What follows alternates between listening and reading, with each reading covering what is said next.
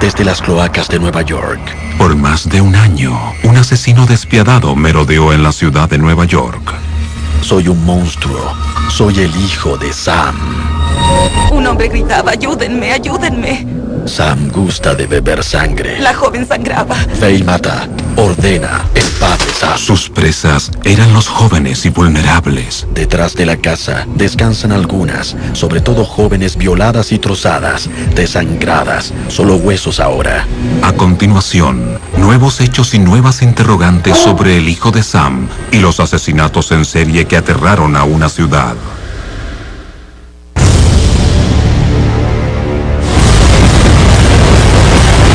Asesinos en serie. El hijo de Sam. Otoño de 1976, Queens, Nueva York.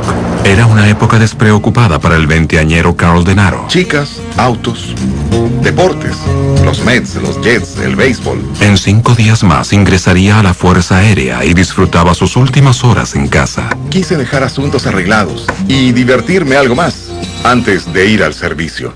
Jamás se le habría ocurrido a Carl que alguien quisiera matarlo.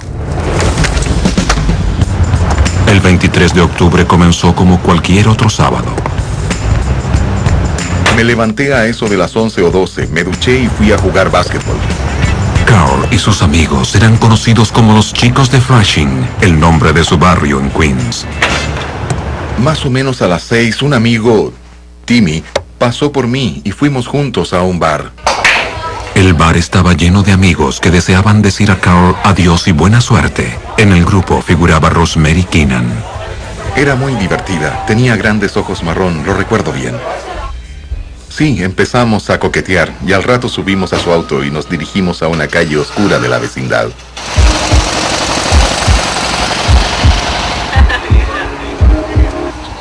Estacionamos y prácticamente 2 minutos después...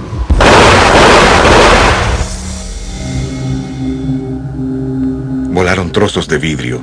Tenía fragmentos en mi mano. Yo no escuché los disparos. No sabía que me habían baleado, aunque supe que estaba herido porque veía sangre. Rosemary estaba ilesa, pero Carl tenía un impacto de bala calibre 44 en la nuca. Su cuerpo entró en shock. Solo más tarde, en emergencia clínica, empezaría a comprender lo ocurrido. Pude escuchar a los médicos hablando de fragmentos de bala, de trocitos de metal y de vidrio. Entonces supe que estaba herido. En esos momentos, ni Carl ni la policía vieron conexión con otro asalto 3 meses antes a pocos kilómetros en el Bronx. Fue a la 1 de la madrugada. Mike Loria estaba sacando al perro de la casa a pasear. Su hija, Donna, hablaba con su amigo Jody Valenti afuera.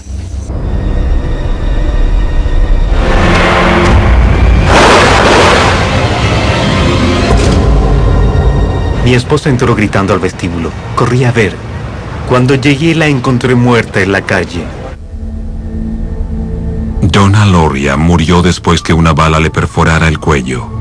Tenía solo 18 años. Su amigo Jody fue gravemente herido. El principal sospechoso de ese homicidio, según los investigadores del Bronx, era el novio de Donna.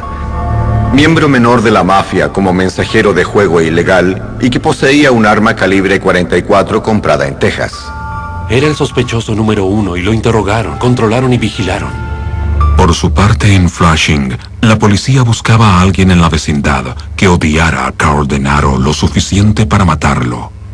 Me destrozaba los nervios porque no podía hacer nada. Estaba recluido en casa. Ni siquiera podía dar un paseo, porque lo único que separaba mi cerebro del aire era un injerto de piel. Gradualmente las heridas de Carl sanaban, pero su espíritu joven estaba dañado. Me sentaba frente a la ventana para ver un rato a la gente y los autos, pero luego me ponía nervioso y tenía que alejarme de la ventana. Un mes después del ataque contra Carl, 2 adolescentes, Joan Lamino y Donna DeMasi, regresaban del cine. Nunca llegarían a la puerta de su casa. Muy pronto, cada vez que los neoyorquinos compraban un periódico o encendían el televisor, recibían más noticias de un asesino en el sector. Mucha delincuencia, menos aún crímenes violentos. Y esto ocurrió avanzada la noche frente a la casa de los Lamino, cuando las jóvenes se disponían a entrar. Joanna y su amiga lloraban. Mi padre y yo salimos a la calle. ¿Vio a un hombre aquí afuera? No, solo oí los tiros. Las jóvenes sobrevivieron, pero Joan quedó con parálisis permanente. Cosas así no habían ocurrido. Leías sobre ellas, las veías en televisión, pero no ocurrían en nuestro sector. En 5 meses hay 3 baleos, presumiblemente al azar. Todos pasada la medianoche. Una chica ha muerto y otra queda inválida. Pero era solo el comienzo. 30 de enero de 1977. Christine Freund y su novio, cuyo nombre era John Deal, han salido esa noche y vieron una película. Después, disfrutando una copa de vino, hablaron de su fecha de boda y los hijos que deseaban tener. Más tarde caminaron por la calle hacia el auto en que habían llegado. Se deslizaban en el hielo jugando y riendo como enamorados jóvenes. Poco después de medianoche, mientras se abrazaban en el auto, se acercó el asesino. El teniente Richard Conlon llegaba para su turno de madrugada en la estación local. Me dijeron que una persona joven había sido baleada cerca de la estación de Forest Hill. John Deal escapó ileso, pero Christine Freund fue impactada 2 veces en la cabeza. Murió a las pocas horas. 5 semanas después, y a solo 50 metros de distancia, otro ataque a una estudiante universitaria confunde a la policía. Esa joven venía a casa desde la Universidad de Columbia y de la nada aparece un desquiciado con un arma, le apunta al rostro y le vuela la cabeza. El criminal había ocultado el arma en una bolsa de plástico. Ella no pudo verla hasta que la tuvo casi encima. Quizás presintió lo que le iba a ocurrir porque puso sus libros delante de su cara. Al ver esos libros de estudio con una perforación de bala y su rostro destrozado, me sentí tan afectado que al llegar a casa esa noche lloré de pesar. La policía buscaba un patrón común en los asesinatos, pero este último ataque era muy diferente. Buscábamos a quien operara entre medianoche y las 8. Quedamos confundidos porque el último fue a las 7:30 de la tarde. ¿Vieron a alguien sospechoso rondando el lugar a esa hora?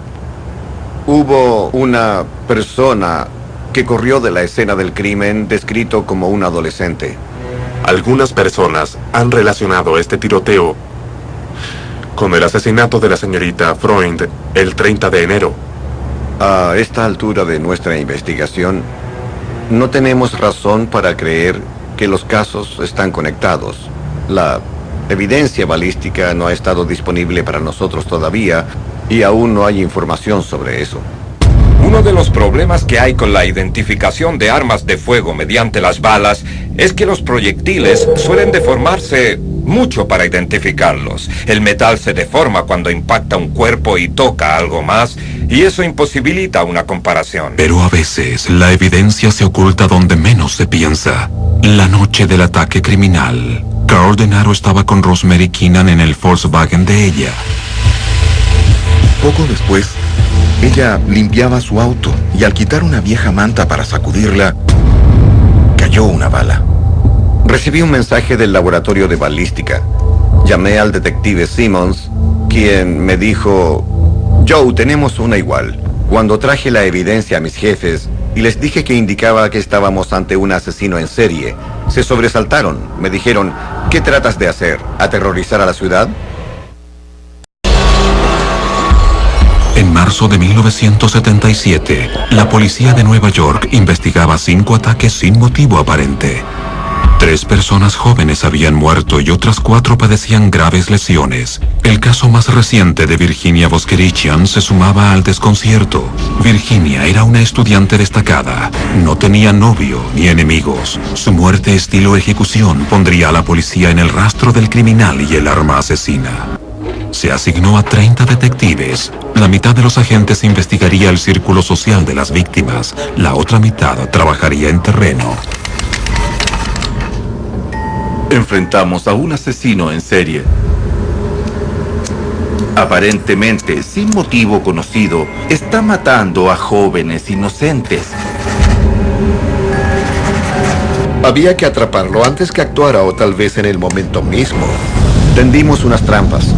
Usamos maniquíes, los vestimos con ropa de mujer y nos sentamos con ellos en un auto como enamorados. El asesino siempre atacaba cerca de una autopista para escapar rápidamente. Teníamos 5 crímenes no resueltos y había que buscar un denominador común.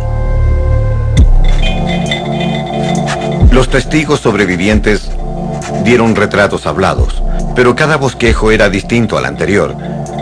Cuando eres testigo de un crimen violento en que estás directamente involucrado y ves a un hombre o a una mujer disparando de cerca, lo único que queda en tu mente es el fogonazo del arma.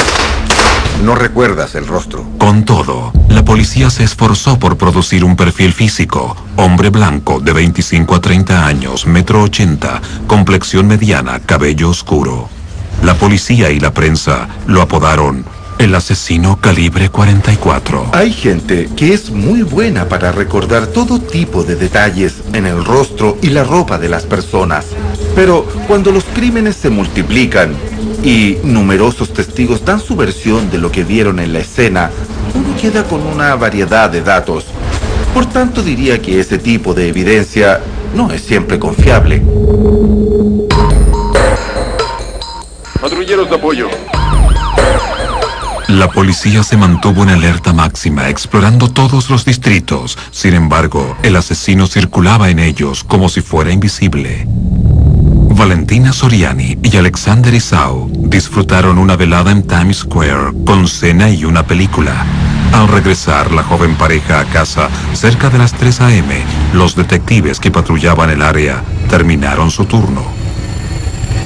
Entonces, el asesino entró en acción.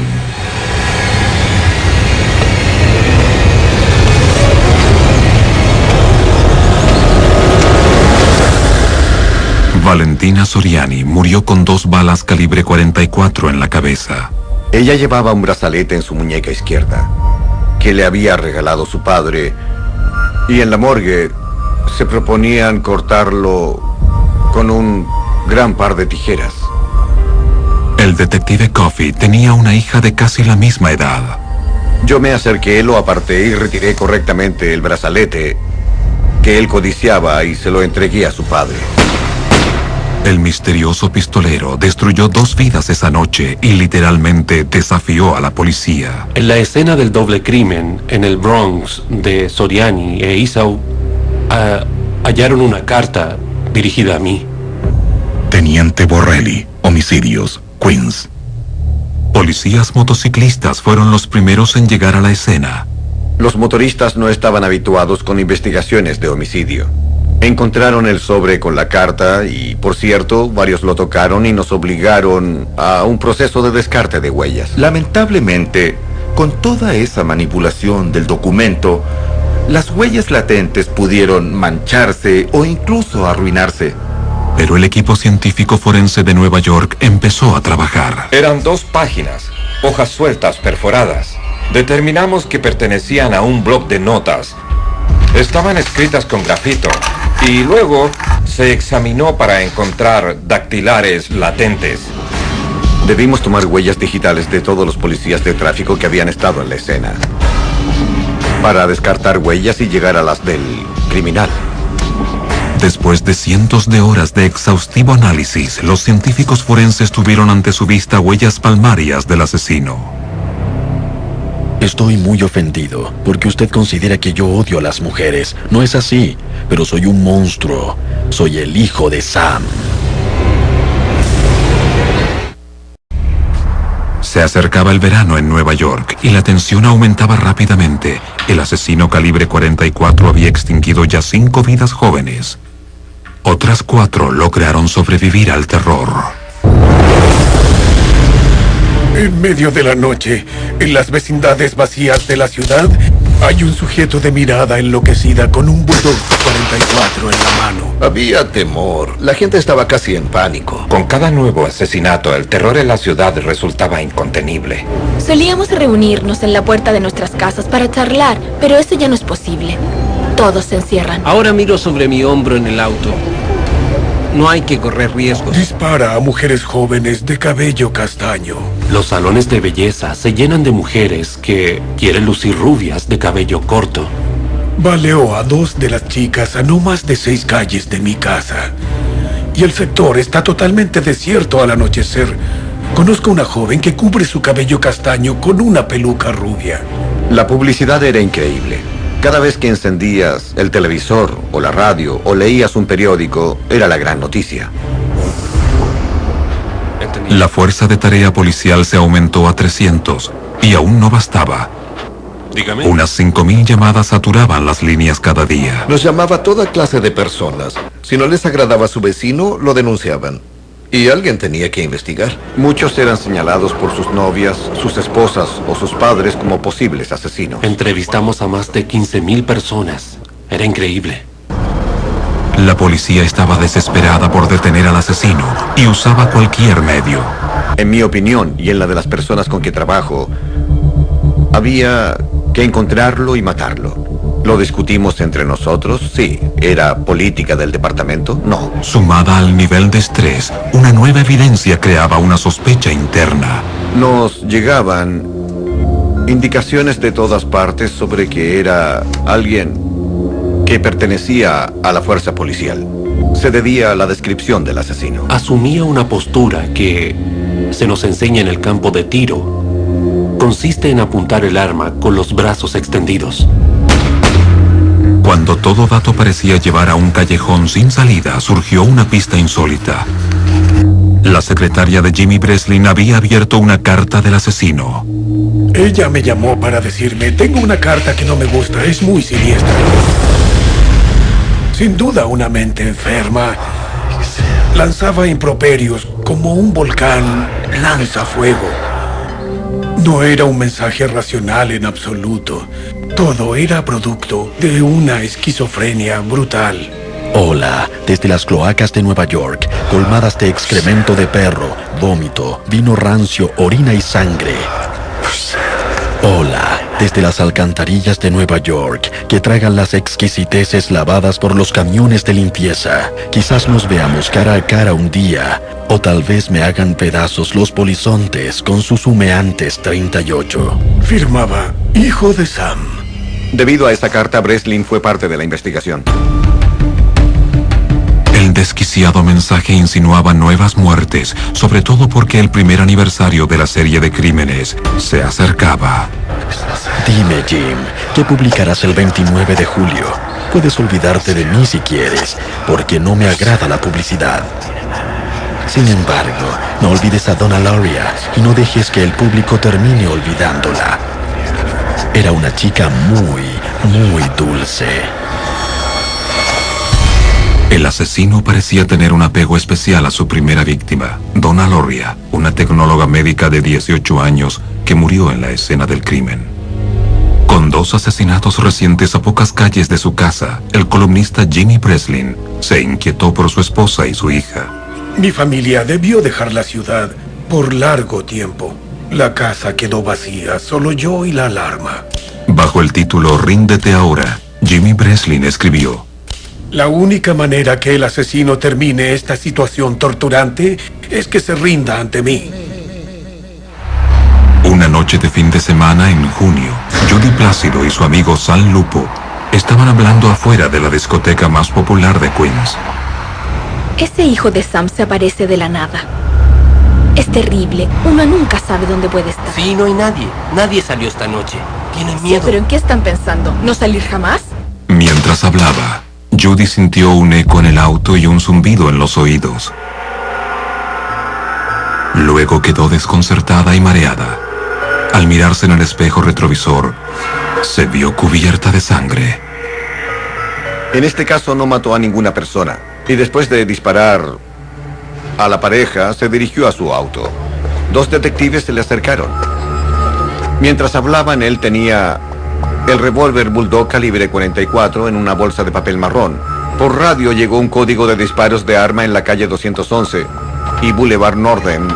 Los detectives no supieron que estaban con el hombre que había disparado. Lo dejaron, saltaron a su auto y fueron a la escena. Él tomó su auto y se fue. El asesino escapó. Judy Plácido fue herida por 3 balas, una cerca de la sien, otra en la columna. Milagrosamente sobrevivió. Sal Lupo fue herido en el antebrazo. Al acercarse el aniversario de los crímenes, los neoyorquinos estaban más nerviosos cada vez. El día 31, pusimos en marcha los planes de cerrar todos los puentes y entramos en estado de alerta. Estamos preparados, tenemos recursos, detectives, trajimos muchos refuerzos porque sabemos que atacará ese fin de semana. El cerco policial a través de Queens y el Bronx era impenetrable. Stacy Moskowitz pasó gran parte del día preparándose para su primera cita con Bobby Violente. Con su cabello teñido rubio, no estaba preocupada por el hijo de Sam y había planeado divertirse en la seguridad de Brooklyn. El asesino nunca se había aventurado allí. Stacy estaba entusiasmada por su cita con Bobby Violente. Después del cine, condujeron a un lugar apartado, cerca del río. Antes que llegaran, había un Corvette estacionado bajo un farol callejero. En aquel auto, Tommy Sano se ponía más afectuoso con su novia Debbie Kreshenko. Ella se quejó de la luz muy brillante del farol, de modo que Tommy deslizó el auto unos metros más allá. No advirtieron que momentos antes el hijo de Sam los había visto y procedía a atacar, pero al moverse el auto se asustó. Poco después llegaron Bobby y Stacy. Era tarde, en la noche regresaban a casa, se detuvieron en el parque. El hijo de Sam había centrado su atención en Stacy y Bobby. Entró al parque y vio allí a la pareja jugando como niños en la plaza de juegos. Violente dijo que había alguien tras un árbol. Eso los inquietó y regresaron al auto. No había unidades policiales en Brooklyn esa noche. El asesino nunca había actuado ahí. Ahora, toda la ciudad se sintió vulnerable. Y los balazos eran inconfundibles. Le dije a mi amiga, son disparos. Después una alarma sonó continuamente. Luego cesó, pero volvió a sonar. Entonces, un hombre empezó a gritar, ayúdenme, ayúdenme. De pronto me dicen por radio, Joe, quizás no sea nada, pero hubo un tiroteo en Brooklyn. Ve a echar un vistazo. Enseguida mi amiga y yo, en forma imprudente, bajamos a la puerta. Salimos a la calle y vimos que llegaba una autopatrulla y corrimos a mirar. Había un hombre contra una cerca, semi agachado. Estaba cubierto de sangre, junto a una chica malherida. Era espantoso. Supe que era obra del criminal.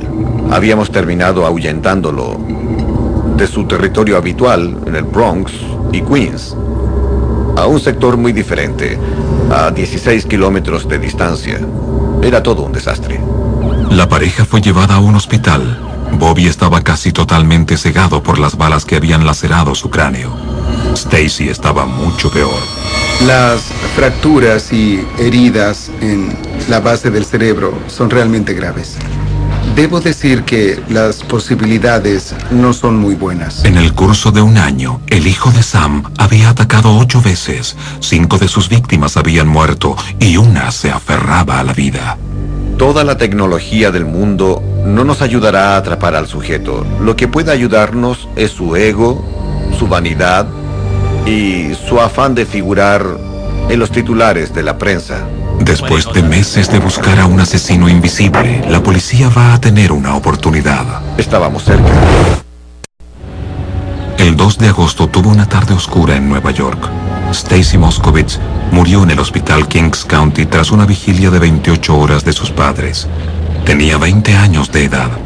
La 6ª víctima fatal del año en una seguidilla de asesinatos. Hubo mucha tristeza por esa joven. Todas fueron jovencitas encantadoras, súbitamente asesinadas por un ogro que surgió en las sombras de la noche. Para entonces, alguien había visto al ogro en la noche.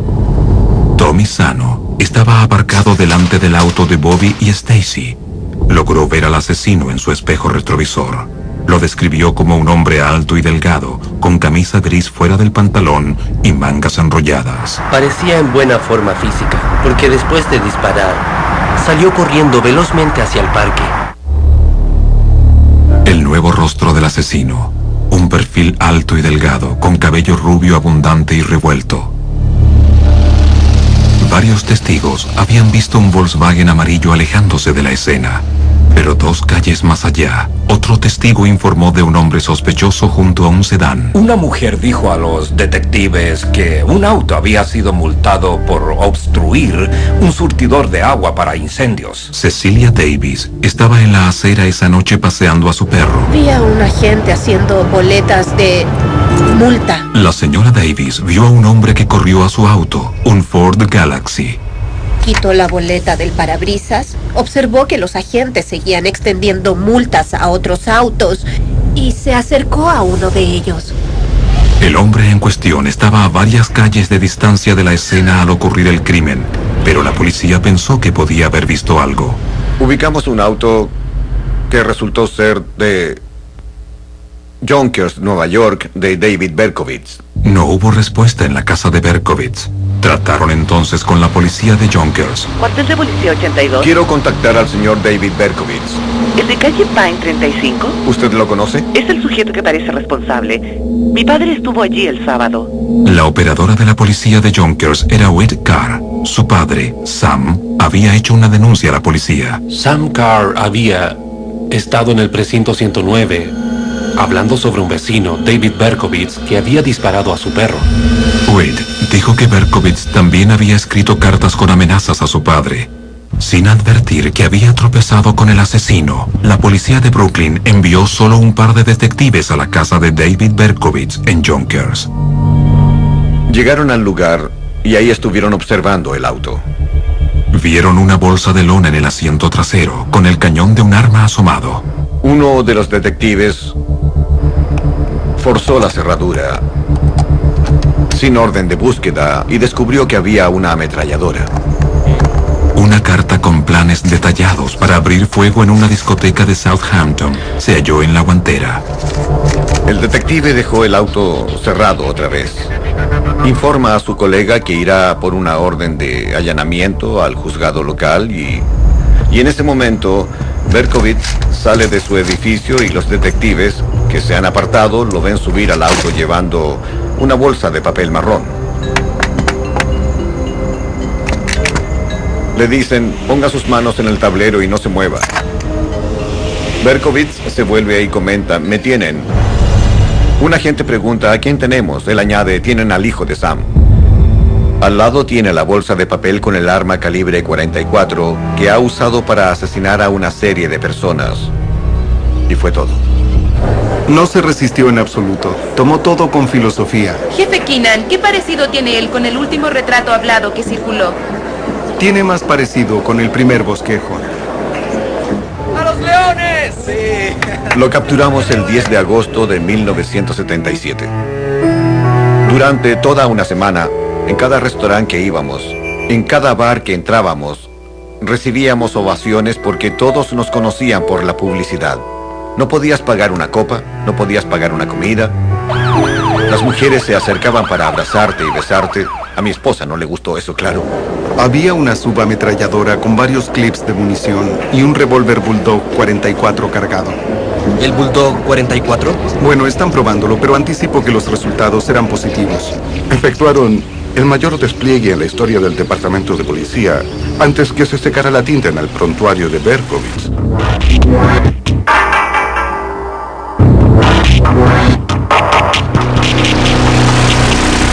Eran las 2 de la mañana cuando me llamó por teléfono un reportero. El hombre me dijo, ¿sabes, Carl? La policía atrapó al hijo de Sam. Recuerdo que estuve sentado al borde de mi cama unas 2 horas. 10 meses de inquietud y de preguntarse ¿quién y por qué? Todo se vino de nuevo a mi mente con esa inolvidable llamada. Para David Berkowitz, las preguntas recién empezaban. Llevaba una pregunta esencial en mi mente. Él estaba sentado, mirándome, sonriendo, y le dije ¿por qué? Me respondió porque tenía el afán, la urgencia de matar y debía hacerlo. Mi ego se desinfló cuando vi a David Berkowitz sentado en esa oficina. Parecía un simple muñeco. Lo trajeron con grilletes. Él habló de un perro de 2000 años. ¿Qué puedes hacer? No era más que otro demente, triste y solitario, suelto en el mundo con un arma para matar personas. Un asesino. David Berkowitz era un trabajador postal de 24 años. Vivía solo en Yonkers. El Sam, mencionado en las cartas del hijo de Sam, era el perro de su vecino Sam Carr. El mismo Sam Carr que acudiera a la policía para denunciar a Berkowitz por dispararle a su perro. Berkowitz dijo a los detectives que el labrador negro de su vecino estaba poseído por antiguos demonios y que el perro emitía órdenes para que él matara una y otra vez. Atormentado, trató de matar al perro, pero fue inútil. Los demonios se hicieron más fuertes y más exigentes. Al entrar al departamento de Berkowitz, debo decir que quedé impactado. En las paredes del departamento, los detectives vieron los escritos de su desquiciado ocupante, alguien que estaba completamente ajeno a la realidad. Los expertos concluyeron que Berkowitz podía someterse a juicio, aunque un médico dudó de su confesión totalmente. Cuando los demonios que describió primero desaparecieron, comencé a dudar mucho de él.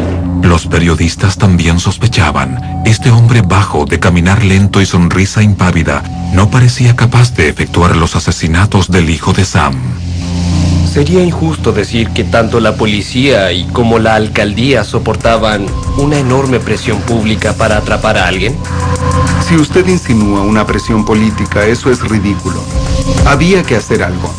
Nos esforzamos al máximo para lograr el arresto, para aliviar la tensión, no solo en el departamento de policía, sino en cuanto al miedo que padecían los ciudadanos.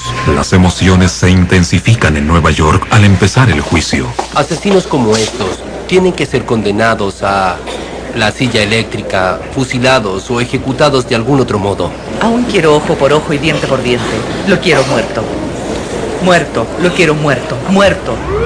David Berkowitz, el presunto hijo de Sam, llega ahora en un furgón policial verde oliva para su proceso en Brooklyn. David Berkowitz se puso de pie y se declaró culpable de todos los crímenes. El juez lo sentenció y se estableció en la sentencia que este sujeto no sería liberado jamás. Eso fue todo. Bang. Caso cerrado. Llévenselo y olvídenlo. El juez lo sentenció a 6 cadenas perpetuas consecutivas, 365 años de prisión. Pero años después, muchos de los más cercanos a los hechos están convencidos que Berkowitz no actuó solo. Al ingresar David Berkowitz a prisión para cumplir 6 cadenas perpetuas consecutivas, dejó tras de sí una maraña de contradicciones. A través de la investigación, Tommy Sano fue el mejor testigo que tuvo la policía. Aparcado delante del auto de Bobby y Stacy, Tommy vio al criminal en su espejo retrovisor. Parecía en buena forma física, porque después de disparar, corrió velozmente hacia el parque. Una semana después, al ver a David Berkowitz, según su físico, no me pareció que fuese capaz de hacer eso. Los testigos del caso Moskowitz, en la escena del crimen, describieron a alguien de cabello largo, alto y delgado. Creo que todos estamos de acuerdo en que Berkowitz no es alto y delgado, que nunca lo fue ni tampoco lo será. David Berkowitz es grueso, 1,70 m de estatura, 90 kilos de peso. Confesó que estuvo en la escena del crimen de Moskowitz. Habría que preguntarse quién oprimió el gatillo. Yo no creo que fue David Berkowitz. Cecilia Davis vio a Berkowitz cerca de su casa esa noche a 2 calles de la escena del crimen. El hombre vino hacia mí, por ese sendero de más allá, entrada o como le llamen. Me miró directamente a la cara. Su descripción concuerda con David Berkowitz. Llevaba una chaqueta de denim blue jeans y una camiseta polo. ¿Hubo 2 pistoleros en el asesinato de Brooklyn? ¿Hay otros involucrados en la serie de muertes? Son interrogantes que Carl Denaro, sobreviviente de un ataque del hijo de Sam, ha investigado durante 15 años. Comencé al descubrir ciertos detalles que no encajan con la historia que todos conocen como la historia oficial. Los padres de otras víctimas tienen sus dudas también. En mi opinión, la policía de Nueva York ha ocultado algo. No hay una brizna de evidencia, ninguna, de que él actuara solo. Sin embargo, hay mucha evidencia circunstancial, datos concretos, que hubo otros. El periodista investigador Maury Terry ha entrevistado a David Berkowitz docenas de veces y se ha enterado de la participación de él en una secta satánica. Hay una fuerza que parece atraerte a otro entorno, que vas conociendo paso a paso. Mi impresión es como estar atrapado en la marea. Es una marea que te arrastra y antes que te des cuenta, te encuentras tan alejado de la playa que es muy difícil regresar. David Berkowitz dice que se unió a la secta en este edificio abandonado en un parque de Yonkers, Nueva York. La policía de Yonkers confirmó que había prácticas satánicas en esta zona. La gente, al relacionarse con lo oculto, no comprende lo que se está metiendo. Hay un precio que pagar. Así, Berkowitz llegó a contar a Maury Terry que la secta planificó los asesinatos del hijo de Sam para crear caos en Nueva York y satisfacer los perversos anhelos de los miembros del grupo. Nunca pensé que un día empezaríamos a matar gente. Hola, desde las cloacas de Nueva York. Esas palabras en una de las cartas del hijo de Sam se refieren a la ubicación de la sede ceremonial de la secta, directamente sobre un acueducto que fluye hacia Nueva York. Nadie está diciendo que sea un tipo inocente. Él admite que mató a 3 personas y fue cómplice activo en el resto. Estuve en todos los asesinatos. No oprimí el gatillo en ninguno de ellos. En la noche en que Virginia Voskerichian fue asesinada, un testigo vio a un adolescente huyendo de la escena. El boceto con gorro de esquí se debe a un testigo. La persona con el gorro, el pistolero, pasó junto a él. Otro testigo informó que después de la muerte de Christine Freund, el asesino huyó en un auto con un chofer. Al oír tiros, miró por la ventana, vio a un sujeto subir a un auto rojo y luego huir. Si uno mira los retratos que distribuyó la policía de Nueva York, puede notar de inmediato que hay otra gente involucrada. Se puede hacer mucho para alterar una apariencia, pero no ir de ser un tipo obeso y mofletudo a uno con las mejillas hundidas y el mentón alargado. Pero la mayor discrepancia en la historia oficial se reduce a simple geografía. En la noche que balearon a Stacy Mankiewicz, la señora Cecilia Davis vio a David Berkowitz en la calle Bay 17. Él pasó al lado de ella y la miró, y ella lo miró. Él siguió camino por un patio mientras ella volvió rápido a su departamento. Sacó la correa a su perro, se sentó, abrió el periódico y oyó los tiros. El crimen ocurrió a más de 2 calles de allí, en Shore Parkway. Físicamente era imposible para Berkowitz llegar a la escena del crimen en 1 minuto y medio. Eso no se puede hacer. Berkowitz habría tenido que caminar 2 calles, cambiarse ropa, ponerse una peluca rubia, observar 10 segundos a Stacy y disparar, todo en 1 minuto y medio. Lo he cronometrado 10 veces al menos. No se logra. A mediados de los 90, el detective Ken Murphy de la policía de Yonkers encontró otra evidencia de conspiración. Mediante testigos y recibos, confirmó que el departamento de Berkowitz fue desocupado de muebles poco antes que llegara la policía. La mayoría de los muebles que retiraron fue llevada a otro lugar. Todo lo que estaba en las paredes era de fecha reciente, de la semana anterior. Lo que había en su agenda, su guía telefónica, era muy reciente. Maury Terry dice que fue para que Berkowitz justificara la imagen de un asesino serial enajenado y solitario. Pero los vecinos revelan algo distinto. Vieron a Berkowitz visitando esta casa con frecuencia, la casa de Sam Carr y su labrador negro. Su hija Whit había atendido la llamada que llevó a los detectives a Berkowitz.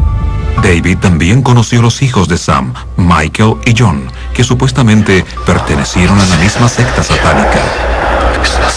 En una de sus cartas, Berkowitz menciona a otro miembro como John Wetez. Ese era un apodo de John Carr. John Carr fue hallado con la mitad de la cabeza destrozada en el piso del departamento de su novia. Y justo cuando el caso comenzaba a reabrirse, Michael Carr se despeña en la carretera West Side a las 4 de la mañana más o menos. Y allí murió. El fiscal del distrito de Queens, donde ocurrieron la mayoría de los crímenes, se convenció de que Berkowitz era parte de una conspiración. Creo que David Berkowitz no actuó solo.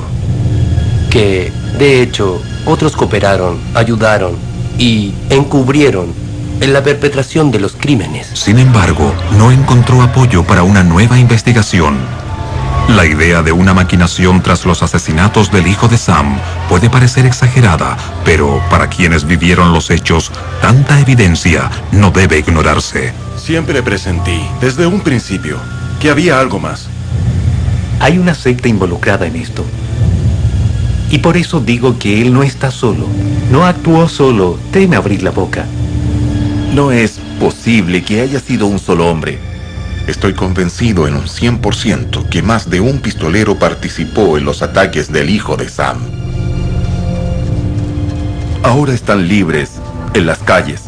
Pienso que a todos les gustaría que esa clase de gente sea juzgada. David Berkowitz necesitó 56 puntos de sutura tras un intento de suicidio en 1979. Pero hoy es un cristiano renacido y el personal de la prisión dice que es un reo modelo. Él afirma que ha abandonado el satanismo que una vez cultivó, pero que teme que los seguidores de la secta aún estén presentes.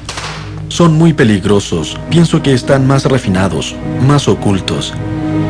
Tienen sus propios escondites ahora. Posiblemente posean sus propias funerarias para fines rituales, eliminación de cadáveres y demás. Cuando se enteran que las fuerzas policiales se interesan en cualquier cosa que ellos hagan, sean lo que fuere, se las arreglan para esfumarse.